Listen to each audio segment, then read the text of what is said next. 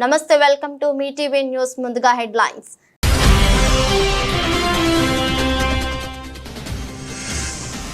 విద్యుత్ శాఖపై ముఖ్యమంత్రి రేవంత్ రెడ్డి సమీక్ష. హాజరైన ఉప ముఖ్యమంత్రి బట్టి విక్రమార్క, సింగరేణి సీఎం డి బలరాం.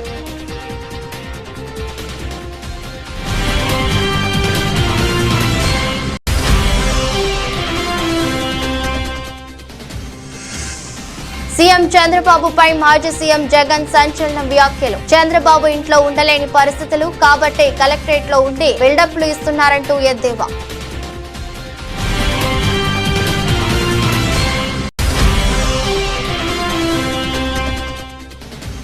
తెలంగాణ ఉద్యమకారుడు జాన్ వెస్లీ కుటుంబాన్ని పరామర్శించిన ఎమ్మెల్యే హరీష్ రావు. తెలంగాణ ఉద్యమంలో చురుగ్గా పాల్గొన్న ఉద్యమకారుడు వెస్లీ అంటూ ప్రశంస.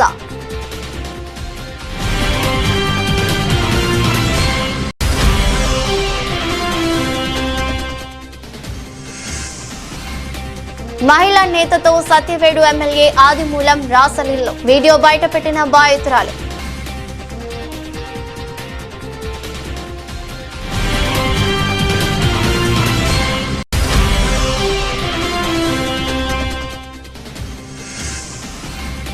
స్వర్ణంతో చరిత్ర సృష్టించిన హర్విందర్ సింగ్.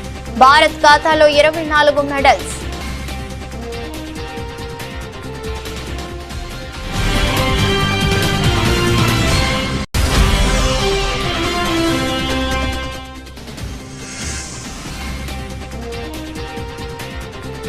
మగువలకు good news. దిగొస్తున్న బంగారం ధరలు.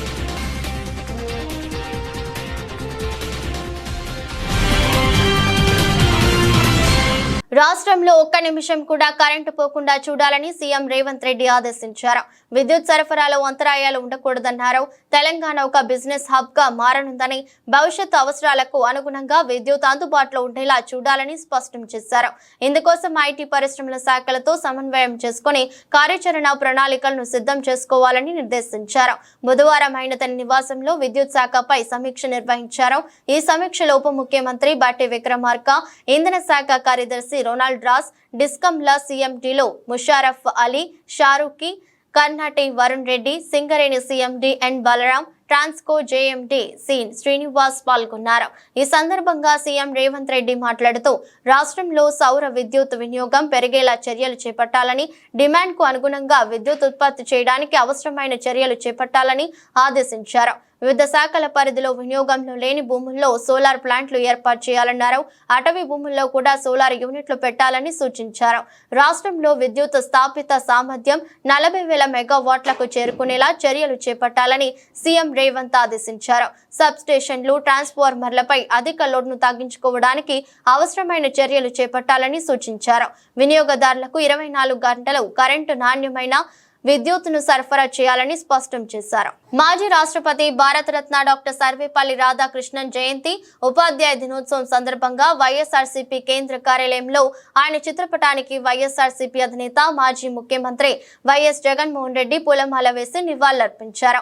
ఈ కార్యక్రమంలో Kadapa MP YS Avinash Reddy, party సమన్వయ ప్రధాన కార్యదర్శి, మాజీ ఎమ్మెల్యే గడికోట శ్రీకాంత్ రెడ్డి, కడప మేయర్ సురేష్ బాబు, పెనమలూరు వైఎస్ఆర్సీపీ సమన్వయకర్త దేవభక్తుని చక్రవర్తి తదితరులు పాల్గొన్నారు. పంట నష్టపోయిన రైతులను ప్రభుత్వం ఆదుకోవాలని మాజీ మంత్రి ఎమ్మెల్యే హరీష్ రావు అన్నారు.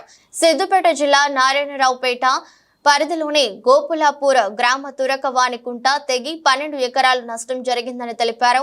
2 ఎకరాలు నష్టం పోయిన రైతు దేవయ్య పంట పొలాన్ని హరీష్ రావు పరిశీలించారు. ఆందోళన చెందొద్దు, అండగా ఉంటానని వారికి భరోసానిచ్చి తక్షణ సహాయంగా 10,000 రైతుకు అందజేశారు. వ్యవసాయ శాఖ, ఇరిగేషన్ శాఖ ద్వారా సహాయం అందేలా చూస్తానని హామీ ఇచ్చారు. అకాల వర్షాలకి గోపులాపూర్, మల్యాల, జక్కాపూర్ తదితర గ్రామాల్లో పంట నష్టం జరిగిందని దృష్టికి వచ్చిందని తెలిపారు. సిద్దిపేట నియోజకవర్గంలో 700 ఎకరాల్లో పంట నష్టమైందని ప్రాథమిక అంచనాకు వచ్చినట్లు తెలిపారు. సాగు చేసిన ప్రతి ఎకరానికి 30,000 రూపాయలు, ఇసుక మేట వేసిన పొలం ఎకరానికి 50,000 ఇవ్వాలని తెలిపారు. దీనిపై వెంటనే నివేదిక తయారు చేయాలని కలెక్టర్ కి వ్యవసాయ అధికారులను కోరినట్లు తెలిపారు. వ్యవసాయ అధికారులు క్షేత్రస్థాయిలో పర్యటన చేసి నష్టపోయిన రైతుల వివరాలు సేకరించి ప్రభుత్వంకు నివేదిక పంపాలని సూచించారు. 2 కిలోమీటర్ల మేర బైక్ ఫై పొలం గట్టుపై కాలినడకన రైతుల వద్దకు వెళ్లి భరోసానిచ్చారు. కష్టకాలంలో ఆపదలో మా దగ్గరికి వచ్చి అండగా ఉన్న ఆర్థిక సాయం అందించిన హరీష్ రావు గారికి రుణపడి ఉంటామని రైతు దేవయ్య కుటుంబం తెలిపారు. ఈ రోజు వర్షాలకు డ్యామేజ్ అయిపోయి చాలా పెద్ద ఎత్తున రైతులకు నష్టం జరిగింది. మరి రైతుల పంట పొలాల్లో ఇసుక మేట పెట్టడం ద్వారా ఆ పొలాలు పనికి రాకుండా పోయిన పరిస్థితి ఉన్నది. అందువల్ల మేము ప్రభుత్వాన్ని కోరుతా ఉన్నాం. మరి గతంలో ఇదే రెవెన్యూ మంత్రి పొంగులేటి శ్రీనివాసరెడ్డి కానీ ముఖ్యమంత్రి గారు కానీ ఎకరానికి 30,000 ఆర్థిక సాయం చేయాలని చెప్పి ఆనాటి ప్రభుత్వాన్ని డిమాండ్ చేసినారు. మరి ఆ రోజు మీరు ప్రతిపక్షంలో ఉన్నప్పుడు మాట్లాడారు, ఈరోజు అధికారంలో ఉన్నారు. దయచేసి ఈ రైతుల్ని కాపాడడానికి ఎకరానికి 30,000 రూపాయల ఆర్థిక సహాయం అందించాలని ప్రభుత్వాన్ని మేము డిమాండ్ చేస్తూ ఉన్నాం. ఎందుకంటే రైతులు ఎంతో కష్టపడి దాదాపు ఇప్పటికే 20-30,000 పెట్టుబడి పెట్టారు. వాళ్ళు 20-30,000 నాట్ల కోసం కానీ, దుక్కి దున్నడానికి కానీ, ఎరువుల కోసం కానీ, కలుపు తీయడానికి కానీ 20-30,000 పెట్టుబడి అయింది. ఇప్పుడు ఆ ఇసుక మేట తీయాలంటే దాదాపు ఎకరానికి 50,000 రూపాయలు ఖర్చు అవుతుంది.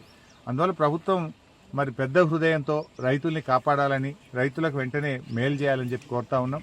ముఖ్యంగా ఈరోజు రాష్ట్ర వ్యాప్తంగా కూడా, ముఖ్యంగా సిద్దిపేట నియోజకవర్గంలో కూడా చాలా R&B రోడ్లు తెగిపోయినాయి, పంచాయతీరాజ్ రోడ్లు తెగిపోయినాయి, చెరువులు కుంటలు కూడా కొన్ని దెబ్బతిన్నాయి.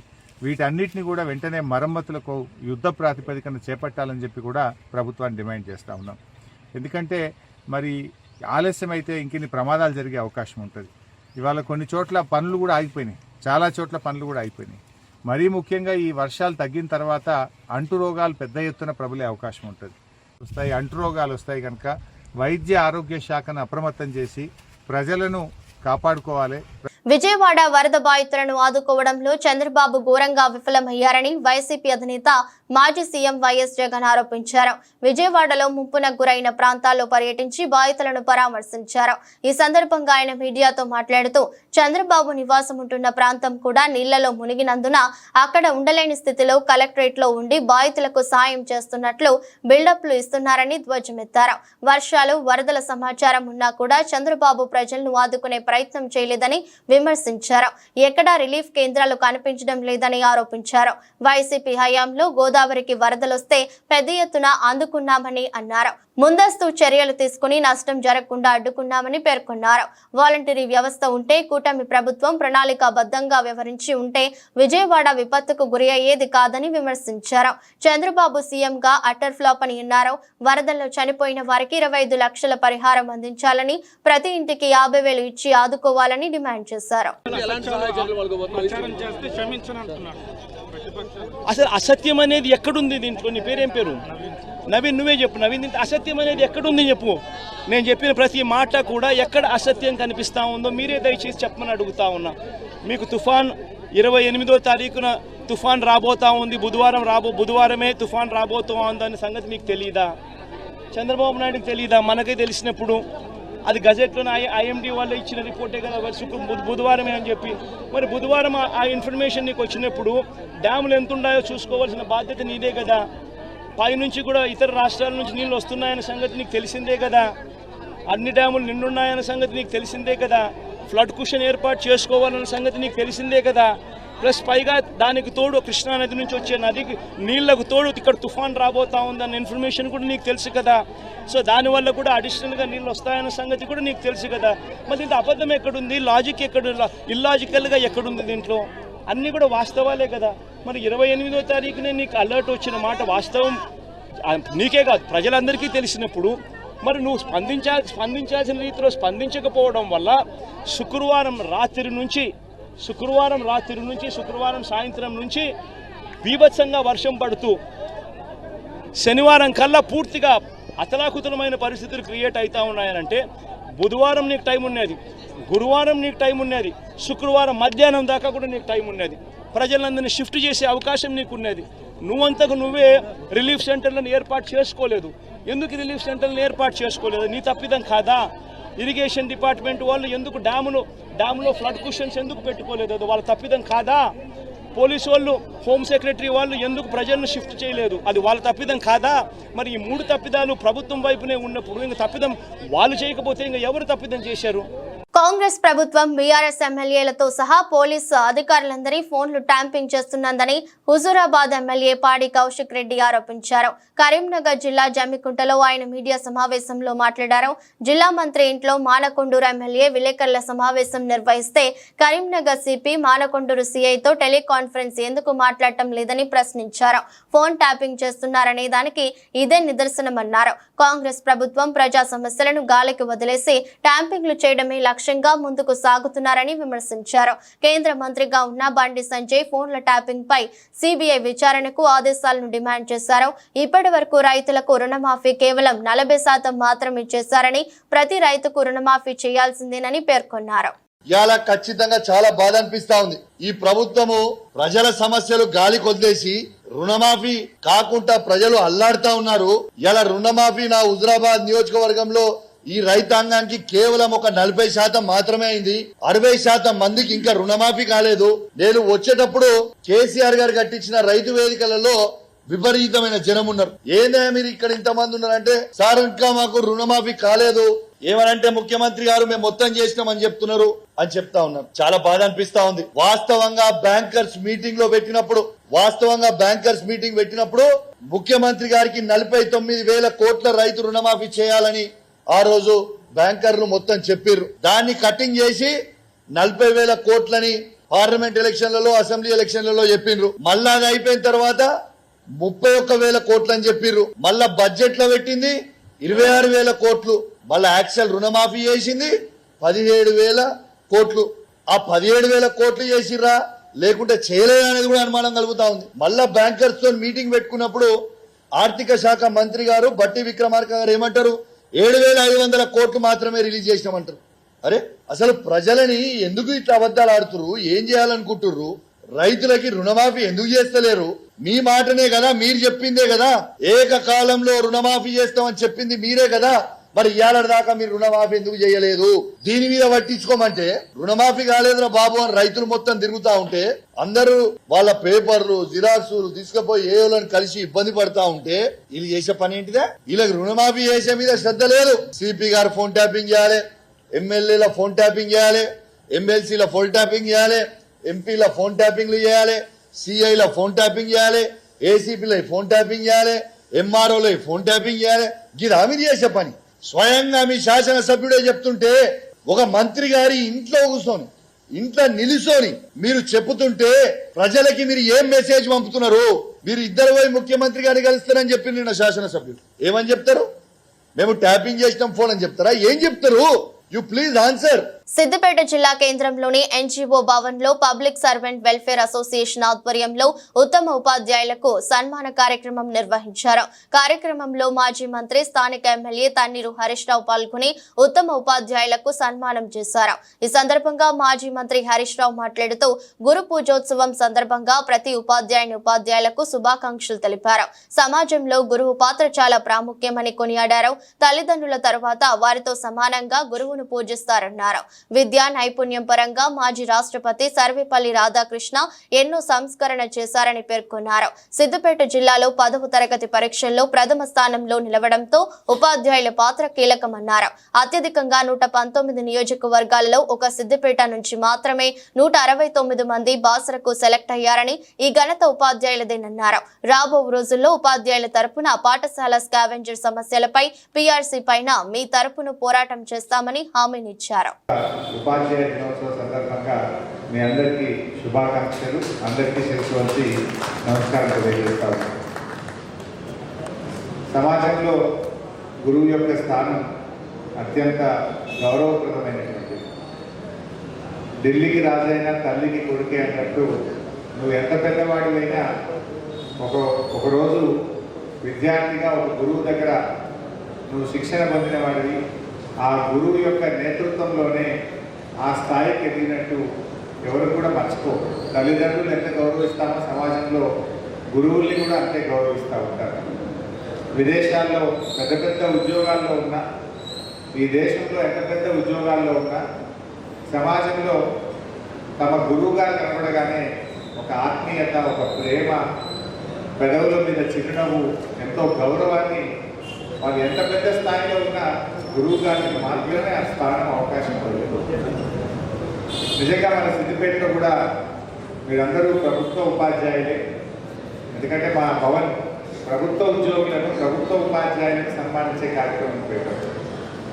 భవన్ యొక్క ఉద్దేశం ఏంటంటే ప్రభుత్వంలో బాగా పనిచేసే వాళ్ళను ప్రోత్సహించాలి, భుజం తట్టాలి. వాళ్ళ వెన్ను తట్టే ఇంకా ప్రభుత్వంలో పేద విద్యార్థులు చదువుతారు, బలహీన వర్గాలు, దళిత గిరిజన వర్గాల పిల్లలు ఉంటారు. అటువంటి పిల్లలకు మంచి చదువు చెప్పి మీరు చదివిస్తున్నారు కనుక మిమ్మల్ని గౌరవించడం ద్వారా. మంగళగిరిలోని టీడీపీ ప్రధాన కార్యాలయంపై దాడి కేసులో వైసీపీ నేత బాపట్ల మాజీ ఎంపీ నందిగం సురేష్ ను పోలీసులు అదుపులోకి తీసుకున్నారు. హైదరాబాద్ లో ఉన్న ఆయనను అరెస్ట్ చేసి ఏపీకి తరలిస్తున్నట్లు సమాచారం. కాగా ఈ కేసులో ముందస్తు బెయిల్ కోసం సురేష్ దాఖలు చేసిన పిటిషన్ ను హైకోర్టు కొట్టివేసిన విషయం తెలిసిందే. దీంతో తుళ్లూరు పోలీసులు సురేష్ ను అరెస్ట్ చేసేందుకు ఉద్దండ రాయనిపాలెంలోని ఆయన నివాసానికి వెళ్లారు. అయితే అరెస్టుపై సమాచారంతో ఆయన తన ఫోన్ స్విచ్ ఆఫ్ చేసి అజ్ఞాతంలోకి వెళ్లిపోయారు. దాంతో పోలీసులు కొంతసేపటి వరకు వేచి చూసి అక్కడి నుంచి వచ్చేశారు. ఆ తర్వాత సెల్ ఫోన్ సిగ్నల్స్ ఆధారంగా సురేష్ బుధవారం ఉదయం నుంచి ఎక్కడ ఉన్నారో పోలీసులు విచారణ చేపట్టారు. దాంతో పోలీసులకు ఆయన హైదరాబాద్ నుంచి పారిపోయేందుకు ప్రయత్నిస్తున్నట్లు తెలిసింది. వెంటనే హైదరాబాద్ వెళ్లిన ప్రత్యేక బృందం సురేష్ ను అదుపులోకి తీసుకున్నట్లు సమాచారం. తెలంగాణ ఉద్యమకారుడు, విశ్రాంత ఉపాధ్యాయులు జాన్ వెస్లీ ఇటీవల గుండెపోటుతో మృతి చెందగా సిద్దిపేట రూరల్ మండలం రావురూకుల గ్రామంలోని వారి స్వగ్రామంలో ఆయన కుటుంబాన్ని మాజీ మంత్రి ఎమ్మెల్యే హరీష్ రావు పరామర్శించారు. జాన్ వెస్లీ మృతి పట్ల తీవ్ర దిగ్భ్రాంతి వ్యక్తం చేశారు. ఈ సందర్భంగా హరీష్ రావు మాట్లాడుతూ ఉపాధ్యాయునిగా తన ఉద్యోగ ధర్మంతో పాటు సామాజిక సేవలో భాగస్వామ్యం అయ్యేవాడని, పేదలకు సేవ చేయడంలో ముందున్నారని, సేవకు మారుపేరుగా నిలిచారని తన సేవలను కొనియాడారు. అలాగే తెలంగాణ ఉద్యమంలో చురుగ్గా పాల్గొన్న ఉద్యమకారుడు వెస్లీ అన్నారు. టీఆర్ఎస్ పార్టీకి తనకి వ్యక్తిగతంగా ఎంతో ఆత్మీయత ఉందని తెలిపారు. ఆయన మృతి బాధాకరమని, కుటుంబానికి అన్ని విధాల అండగా ఉంటానని భరోసా ఇచ్చారు.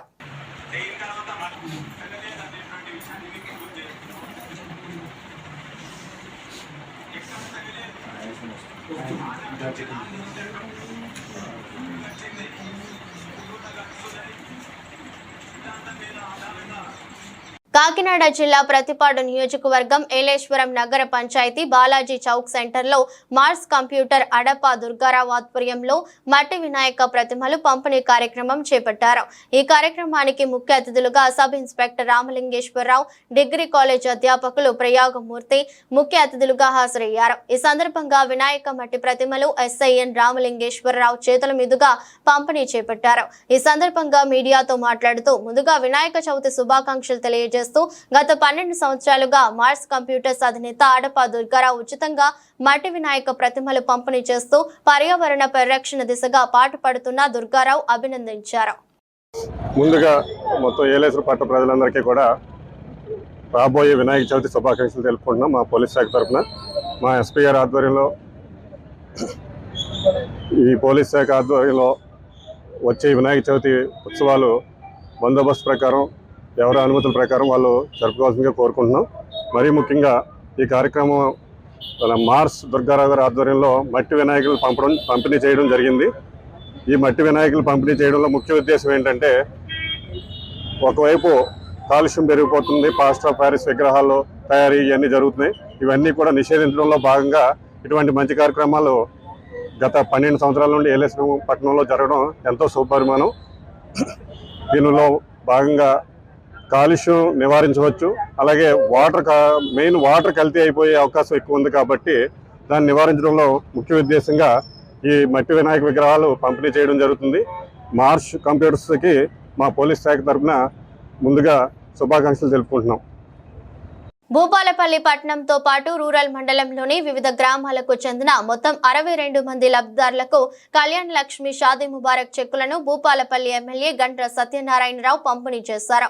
అనంతరం ఎమ్మెల్యే మీడియాతో మాట్లాడుతూ పేద ప్రజలకు ఎంతో అండగా కళ్యాణ్ లక్ష్మి పథకం నిలుస్తుందని తెలిపారు. ఈ పథకం ప్రజా ప్రభుత్వంలో నేరుగా లబ్ధిదారులకే సంక్షేమ పథకాలు అందుతుందన్నారు. కళ్యాణ్ లక్ష్మి షాదీ ముబారక్ పథకంతో రాష్ట్రంలోని ఎంతో మంది పేద, నిరుపేద కుటుంబాలకు ఆడపిల్లల పెళ్లిళ్లకు భారం తగ్గిందని గుర్తు చేశారు.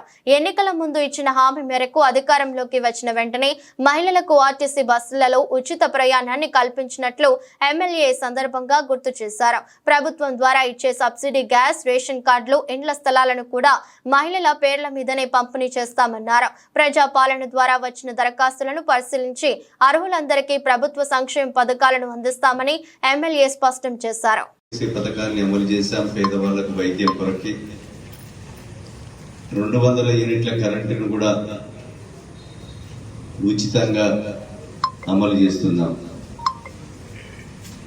500కు వంట గ్యాస్ సిలిండర్ ఇస్తున్నాం. రైతాంగానికి 31,000 కోట్లు రుణమాఫీ చేశాం. ఇంకా రైతులకు చాలా మందికి రుణమాఫీ జరగలేదు.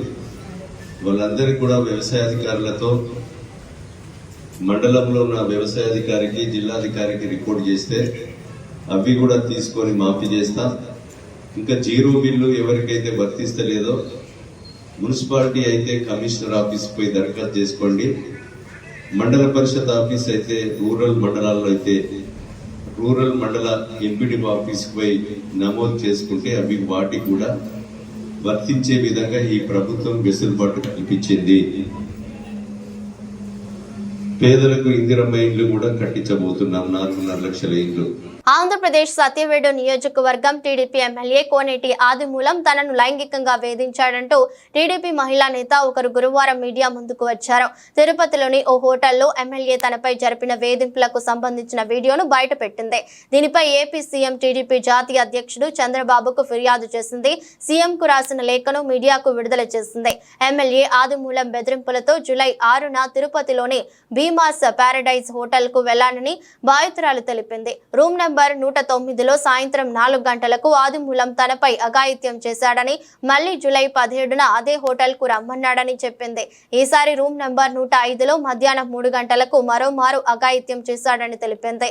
ఆ తర్వాత అర్ధరాత్రి, అపరాత్రి అని చూడకుండా ఎమ్మెల్యే తనకు ఫోన్ చేయడం మొదలు పెట్టాడని బాధితురాలు పేర్కొంది. ఈ ఫోన్ కాల్స్ పై తన భర్త నిలదీయడంతో జరిగిన విషయాన్ని బయట పెట్టానని తెలిపింది. ఎమ్మెల్యే అయిన తర్వాత భీమాస్ ప్యారడైస్ తిరుపతికి రావాలని చెప్పి కోరగా, నేను ఎమ్మెల్యే గారు ఏదో అర్జెంటుగా రమ్మంటా ఉన్నాడని చెప్పి నేను కార్ బుక్ చేసుకొని అక్కడికి వెళ్ళడం జరిగింది. రూమ్ నెంబర్ 109 జూలై 6వ తారీఖు రోజు నేను అక్కడికి వెళ్ళడం జరిగింది. అక్కడ ఎవరూ లేదు, ప్రశాంతంగా ఉన్నింది. ఎమ్మెల్యే గారు మాత్రమే రూమ్లో ఉన్నారు. నేను వెంటనే రూమ్లోకి వెళ్ళడం నా పైన బలాత్కారానికి పాల్పడిన తర్వాత నేను అతనికి లొంగిపోవడం జరిగింది.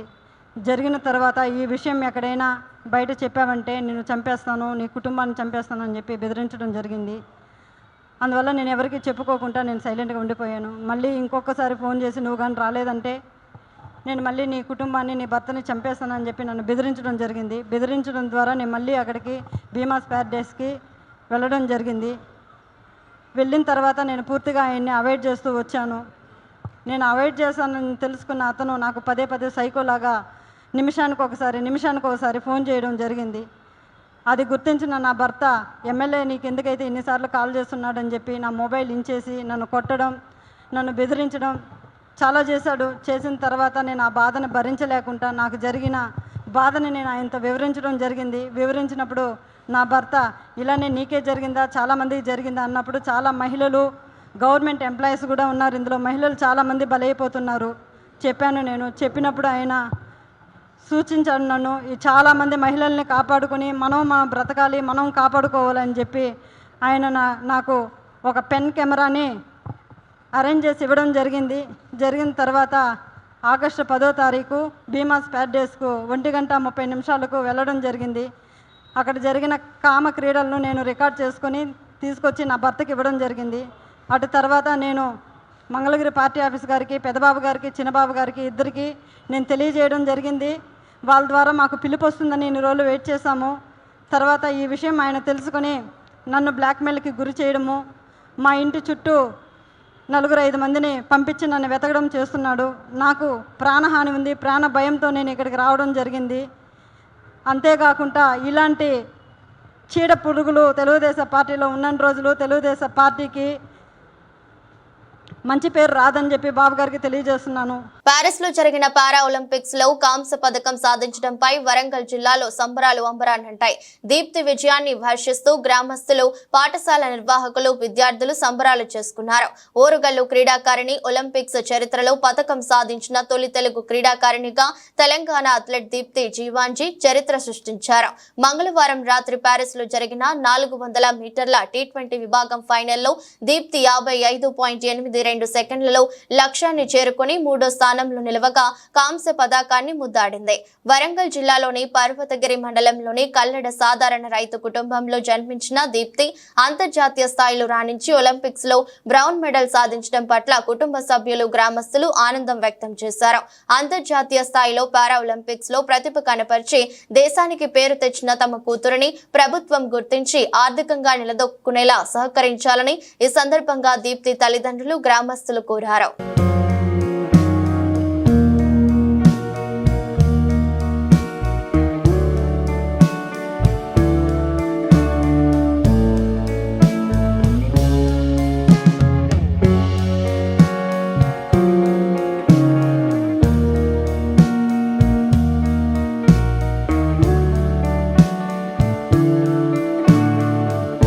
$12 లక్షల విలువ చేసే నాన్ డ్యూటీ పెయిడ్ లిక్కర్ ను ఎక్సైజ్ అధికారులు శంషాబాద్ ఎయిర్పోర్ట్ లో పట్టుకున్నారు.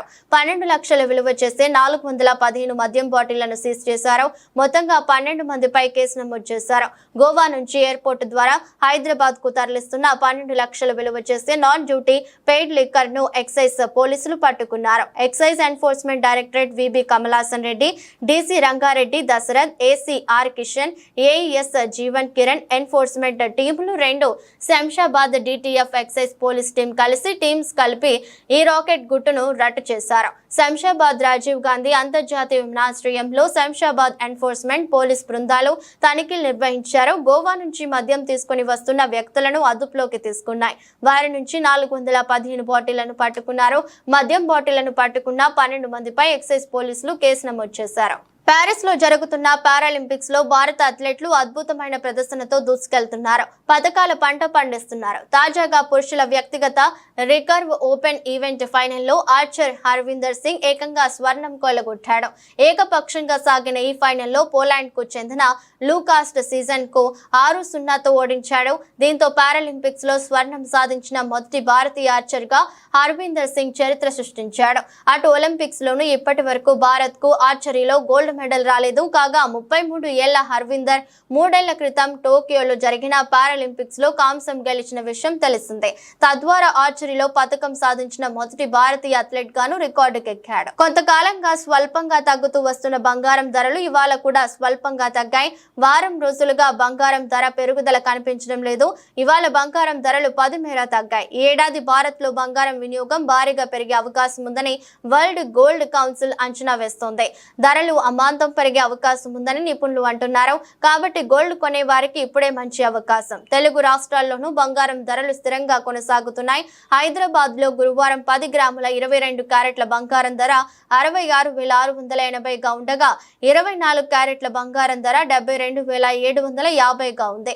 విజయవాడలో కూడా 10 గ్రాముల 22 క్యారెట్ల బంగారం ధర 66,680, 24 క్యారెట్ల బంగారం ధర 72,750గా ఉంది. విశాఖపట్నం సహా ఏపీలోని ప్రధాన నగరాల్లోనూ ఇవే ధరలు కొనసాగుతున్నాయి.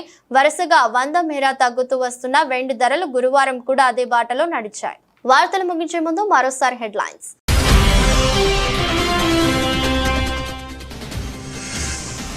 విద్యుత్ శాఖపై ముఖ్యమంత్రి రేవంత్ రెడ్డి సమీక్ష. హాజరైన ఉప ముఖ్యమంత్రి బట్టి విక్రమార్క, సింగరేణి సీఎం డి బలరాం.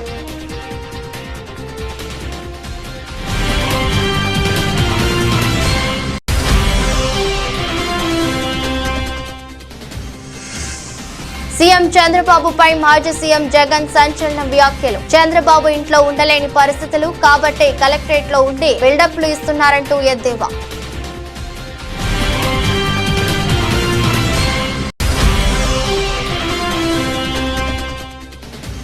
తెలంగాణ ఉద్యమకారుడు జాన్ వెస్లీ కుటుంబాన్ని పరామర్శించిన ఎమ్మెల్యే హరీష్ రావు. తెలంగాణ ఉద్యమంలో చురుగ్గా పాల్గొన్న ఉద్యమకారుడు వెస్లీ అంటూ ప్రశంస.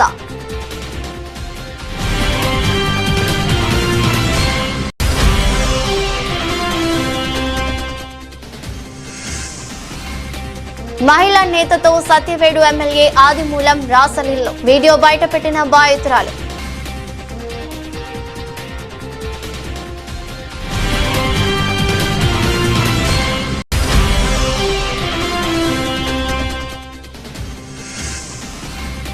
స్వర్ణంతో చరిత్ర సృష్టించిన హర్విందర్ సింగ్, భారత్ ఖాతాలో 24 మెడల్స్.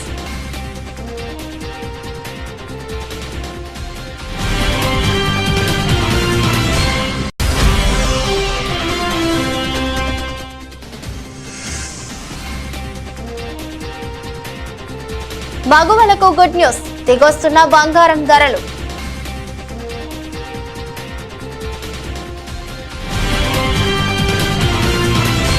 ఇది రాష్ట్ర బులెటిన్. మరో బులెటిన్లో మళ్ళీ కలుద్దాం. అంతవరకు సెలవు. నమస్కారం.